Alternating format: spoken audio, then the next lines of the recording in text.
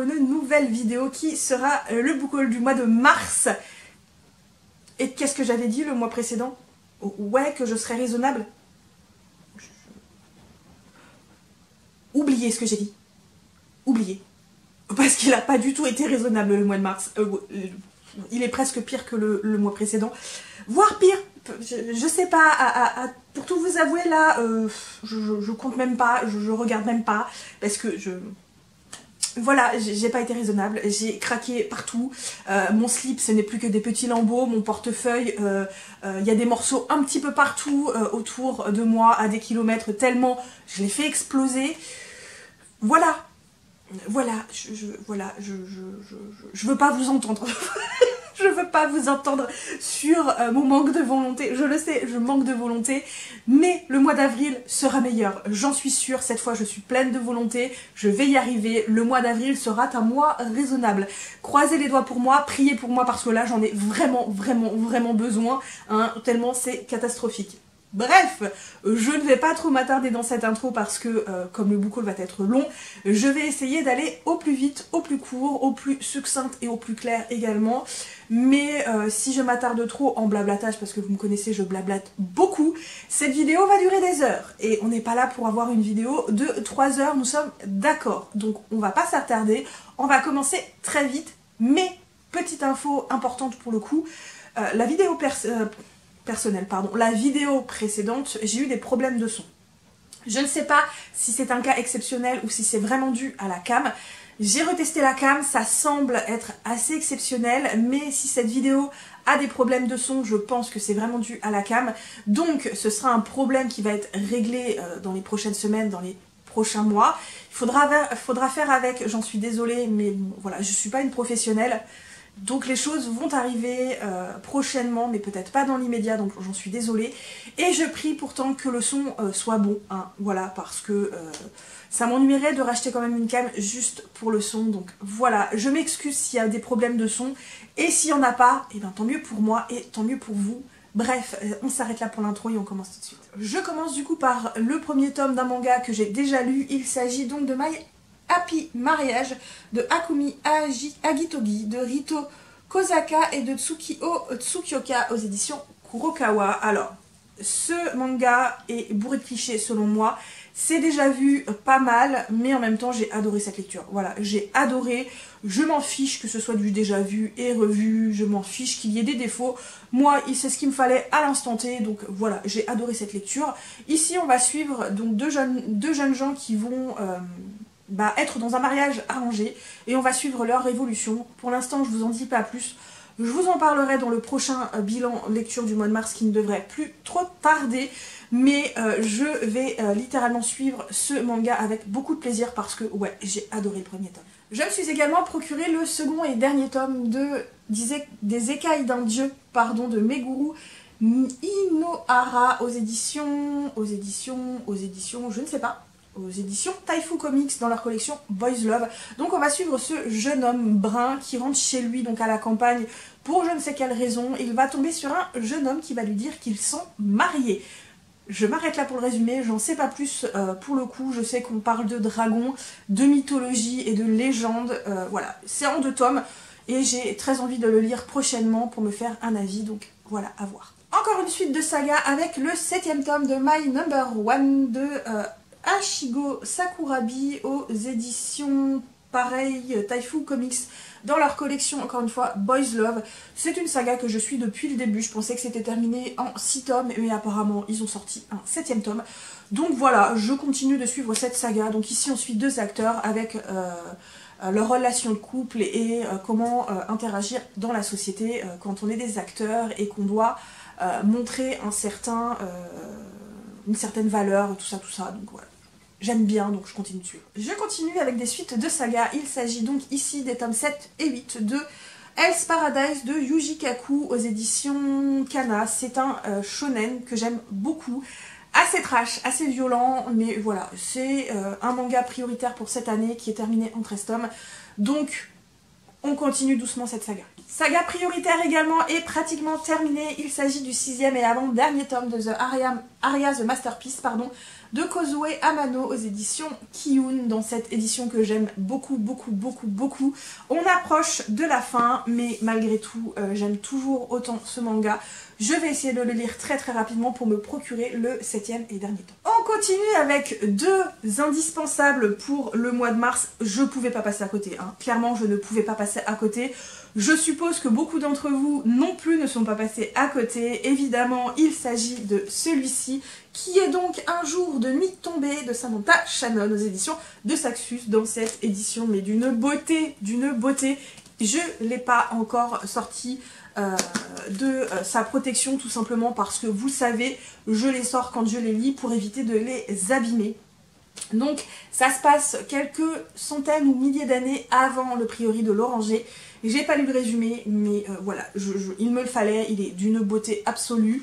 Et c'était un achat indispensable, donc je suis joie de l'avoir dans les mains. Le second indispensable, oui, je me suis reprocuré le prieuré de l'Oranger, évidemment dans cette édition hardback cette fois-ci. Sachez que j'ai déjà revendu le format broché que j'avais, puisque évidemment en ayant le hardback, j'avais pas gardé le broché. Donc celui-ci sera, je pense, lu avant une nuit tombée. Un jour de nuit tombée, parce que Un jour de nuit tombée est beaucoup plus gros que celui-ci, hein, voilà, clairement. Bref, il me le fallait, je suis joie et bonheur. Encore une suite de saga avec le 3e et dernier tome de cette saga. Il s'agit donc d'un serment si noble et funeste. Du premier tome qui était Un sort noir et éternel, et le deuxième Un cœur si loyal et solitaire. J'attendais le 3e tome de cette saga pour pouvoir terminer cette saga, sincèrement, j'attendais vraiment. Donc celui-ci n'a pas attendu. Pour rappel, ici, on suit une jeune femme qui s'appelle, je ne sais plus, Harper, il me semble. C'est ça, Harper, qui un jour va être kidnappée par un type qui va l'envoyer dans un autre monde et qui va l'envoyer à son prince. Son prince est maudit et en gros, il va lui demander de tomber amoureuse de lui pour lever le mauvais sort. C'est une réécriture du conte, évidemment, de La Belle et la Bête. J'avais adoré le premier tome, ça s'était lu très vite, très bien, et évidemment, il me fallait absolument le 3e tome.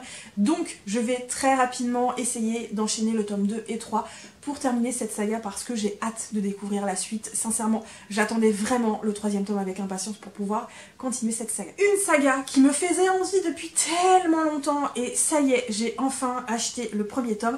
Il s'agit de La couleur des mensonges de Erin Beatty aux éditions Lumen. Alors effectivement, il y a une nouvelle saga qui est sortie, mais moi je voulais d'abord découvrir celui-ci avant la deuxième saga qu'elle a sortie.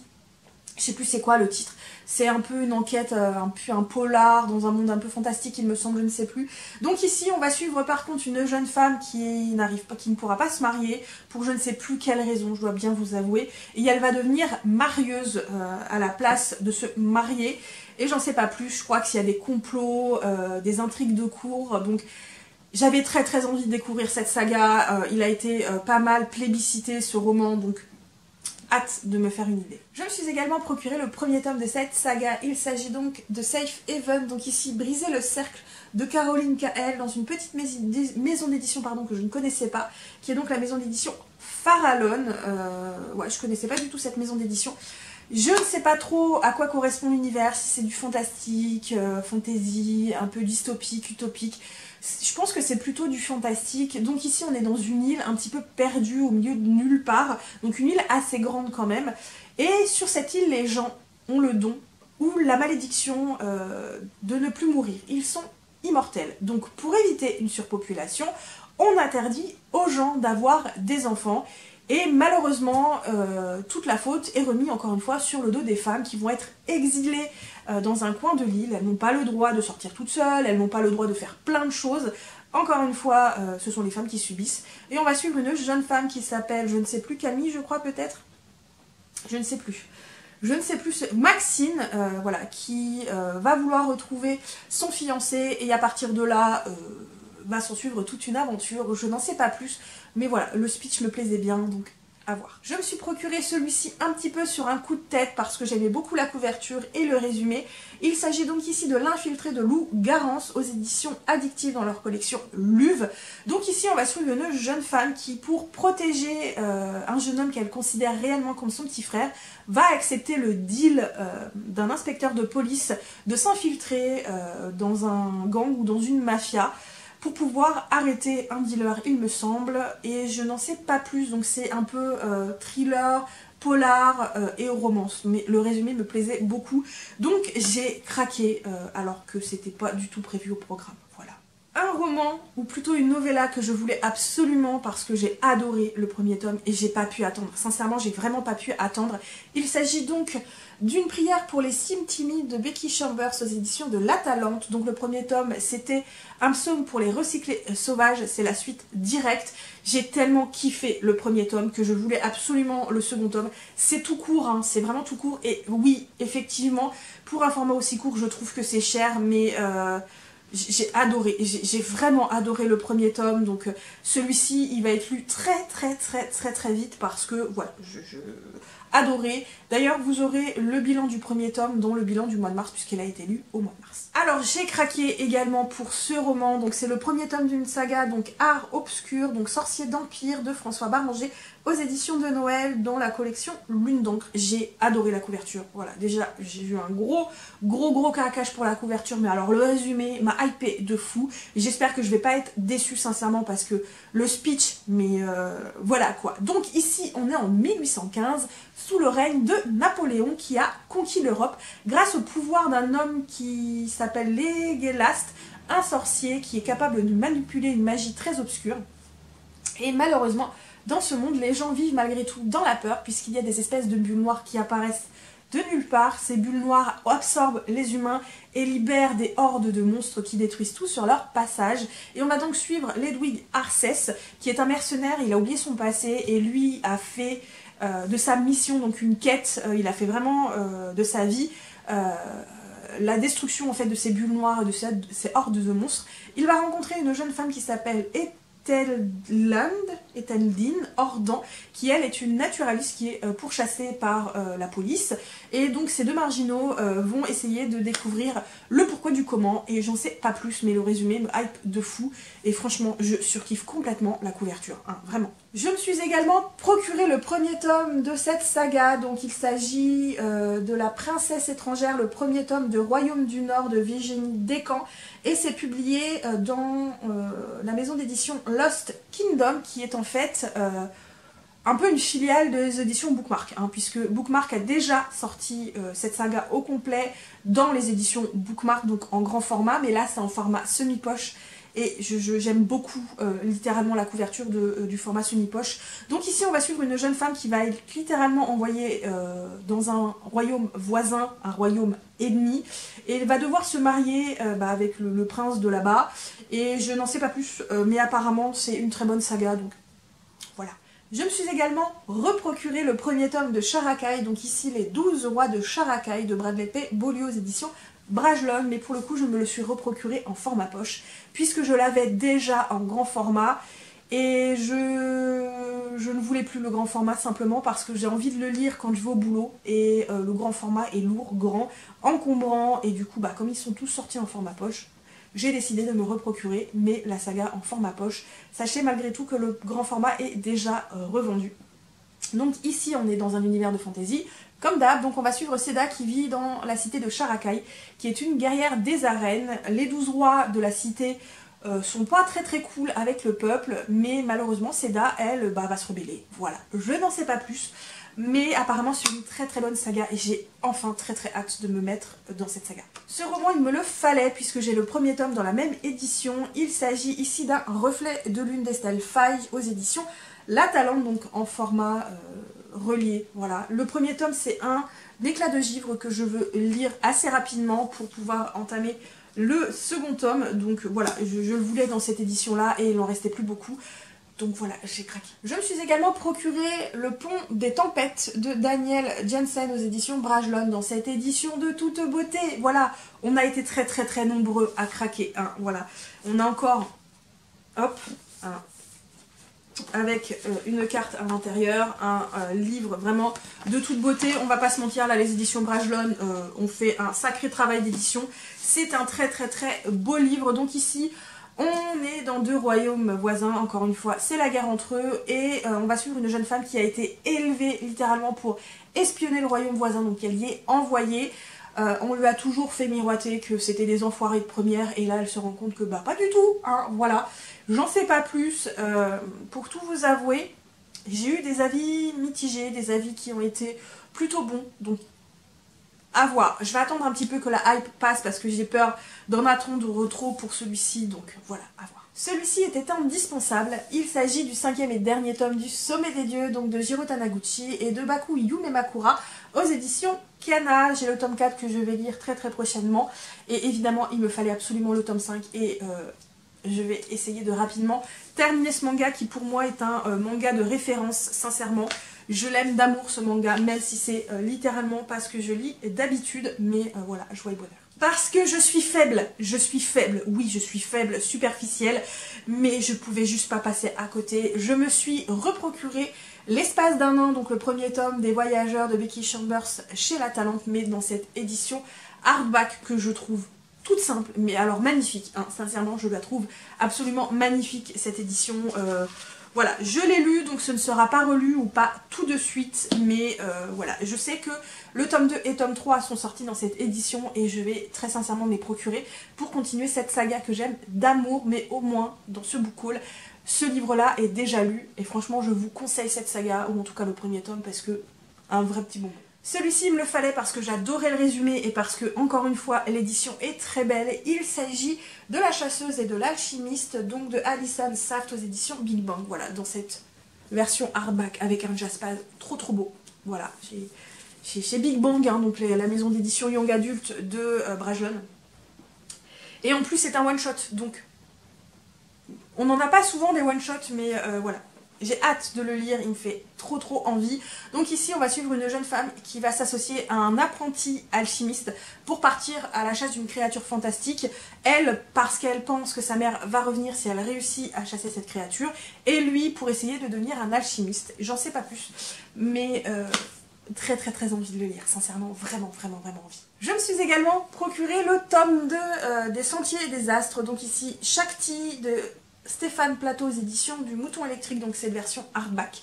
Si vous vous souvenez, j'avais fait un vlog où je l'avais réceptionné et il avait été dans un état absolument pitoyable, et du coup bah je l'avais renvoyé à Amazon parce que en fait 23 € pour recevoir un truc hyper abîmé, j'étais pas du tout contente.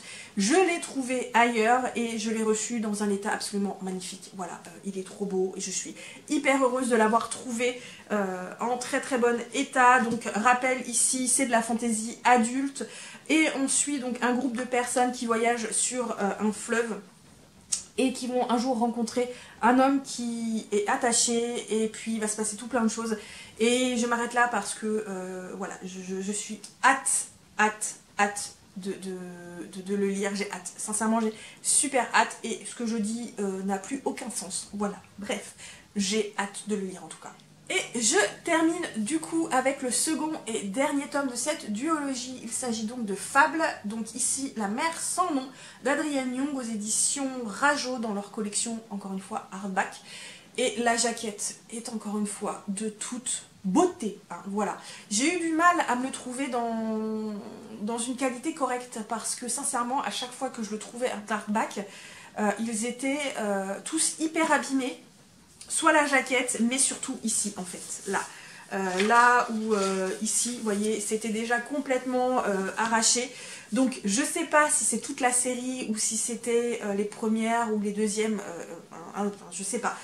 Je sais pas, mais ils étaient tous abîmés, j'ai galéré à en trouver un dans des librairies qu'il ne soit pas abîmé, et donc finalement je l'ai trouvé, c'était le seul qu'il y avait dans cette librairie. Il n'était pas abîmé à l'intérieur, il y a juste la jaquette qui est un petit peu abîmée, donc voilà, je ne sais pas d'où vient cette qualité bas de gamme, clairement, parce que voilà, on paye cher, j'estime donc que la qualité doit être là, mais bref. Donc, j'ai lu le tome 1 au mois de mars, j'ai beaucoup aimé ma lecture et je ne voudrais donc pas trop tarder avant de terminer cette duologie. Pour rappel, ici on suit Fable qui, dans le premier tome, a été abandonnée sur une île et qui va passer des années à se battre pour pouvoir quitter l'île et retrouver son père parce qu'elle veut travailler avec son père. Et franchement, c'était juste bien, c'était très bien, c'était pas le roman du siècle, mais j'ai passé un très bon moment, donc hâte de savoir ce qui va se passer dans ce tome 2, parce que la fin du tome 1, quand même, nous donne très envie de lire le tome 2. Voilà. Et voilà, j'en ai du coup terminé pour ce book haul absolument indécent. Voilà, indécent. Juré, le mois prochain, ce sera mieux. Encore une fois, priez pour moi, croisons les doigts, parce que... Voilà, voilà. Bref. J'espère en tout cas que cette vidéo vous a plu. Si vous avez lu certains des romans, n'hésitez pas à me dire si vous les avez aimés ou non.